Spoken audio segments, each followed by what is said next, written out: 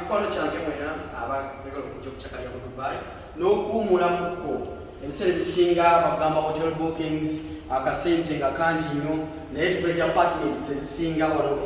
mu UAE ng'ovudde mu Uganda ozze kuwummulamuko ate nga ziri affordable n'okukyakalamu n'okutambula ate ziriraanye ekibuga Dubai bw'obeera waggulu wano olengera bulungi ekibuga Dubai nga za kasente katono nnyo muganda wange kati ntegeeza njagala nkulage ku rooms eziriwo nti bw'oba ojja okubookinga omanyi w'ogenda ossula hotel bakuweereza gye bayita studio room etegeeza ki nti ebanga single room naye ebiseera ebintu ebisinga mu ebiri naye bakuweeramu ki bakuweeramu kinaabiro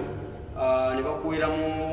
w'ogenda okwebaka obuliri nga bulungi naye kati kino kyanjawulo nnyo apartment eba yanjawulo ku hotel gyetukuleetedde kasente katono nnyo ogenda kwebaka osule ng'oli bulungi nga apartment erimu ekisenge erimu sitting room erimu effumbiro etteeketeeke obulungi this side nsookedde ku kinaabiro ekyabagenyi abazze okukyalirako kulaba emisana ng'ozze kuwummulamuko oyise mu mikwano gyo tulina washrooms ez'abagenyi wano omuntu asobola okujja nagamba sijja agenda mu kisenge kya mukulu wagenda okwebaka ebintu byange kandikoleko this side tulina effumbiro bagiyita kitchen eri well stocked buli kimu osangamu ekiri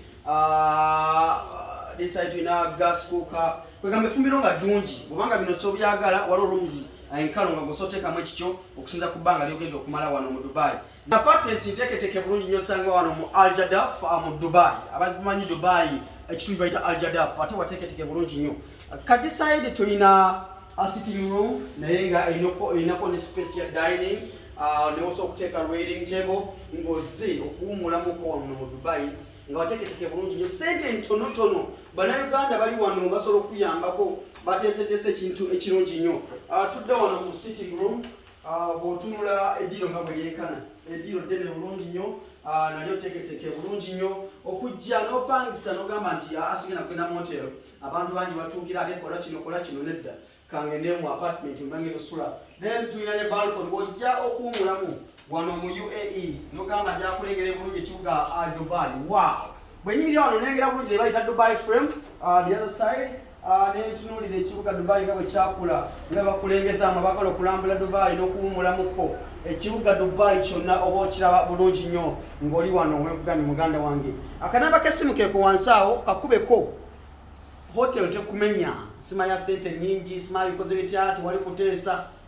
wano ogenda okwebakawokka ndi mu Dubai tolowooza nti nsinzidde makige mu kizungu when you see my background this wallpaper tusitaddeyo oba olaba bulungi nnyo ekibuga Dubai kati eyo nvudde okulaga ku kibuga Dubai mba njagala kati ŋŋendeko nkulambuzeeko n'awantu ewalala awo mba nsibyewo muganda wange olaba ogenda okusulamu n'okubeeramu ne wepostinga ekifaananyi omwana agamba babe wasuze awantu nga walungi nnyo sitting room laba kyebayita kino kyebata batya amakula TV amakula ojja n'osigala ng'okubeera bulungi nnyo ebiva ku Celebrity Tracker YouTube channel ogamba nti omwana ataddeyo ki kangende ngoberere wifi mweri buli kimu kiri kiteeketeeke bulungi nnyo ka AC akalungi akavamu n'akawo akakwagaza okubeera muno ne mukyala oba girlfriend wo nga muzimu kuwummulamuko just ku sente ntono nnyo ddala then this side tulina bedroom oba giyita bedroom bule bweyagala okujja okwebaka tulina bedroom this is the bedroom muganda wange ekifo kino bakiteekateeka bulungi nnyo kyateekateekebwa bulungi nnyo osobola okujja newebaka n'owummulamuko ali mu Dubai enight ennungi ate tuva ku bino babalira nti night ne bakubalira essaawa 12 tubala essaawa 24 lwoyingiddemu kati nga oyingidde essaawa zino lugwako nkya ssaawa bweziti not so nti jangu mu rooms enteeketeeke obulungi nnyo tulina wardrobes ennungi tulina buli kimu nga kiteeketeeke bulungi nnyo obuliri ne bw'obeera wano mu kisenge wano bwokka bedroom when you being in bedroom osobola ekibuga Dubai you get osobola okulayira bulungi Dubai bulungi nnyo osobola nga weebase nga bw'olengera Burj Khalifa this side n'olengera ebifo ebyenjawulo Dubai frame era nayo osigala ogiraba wali kwegamba nti ebifo ebisinga okulanga wano mu Dubai obira bulungi nnyo kutegeeza nti akanamba k'essimu wansi awo kakubeko olabike nti weebeerako mu bulamu obulungi ng'oyingidde mu Dubai this is the bathroom ya master bedroom. Wano ngoze nanyinimu eno gyalina okunaabira n'ekinabiro kiteeketeke nga kiteeketeke bulungi nnyo kwegamba obulamu osigala ng'ali ewaka naye ng'oli mulamu wanjawulo. Akanamba k'essimu akali wasooka kubeko olw'engojja w'osulamu wano mu kifo kino kirungi kiteeketeke bulungi. Nange ndowooza bwe naaba nkomyewo naye mukyala wange tujja kuba nga tujja tumulyako wano. Si we kiri manager? Wekino okubeera. Just enamba essimu gikwate wansi awo. Tobonabona na hotels mu Kampala mu UAE.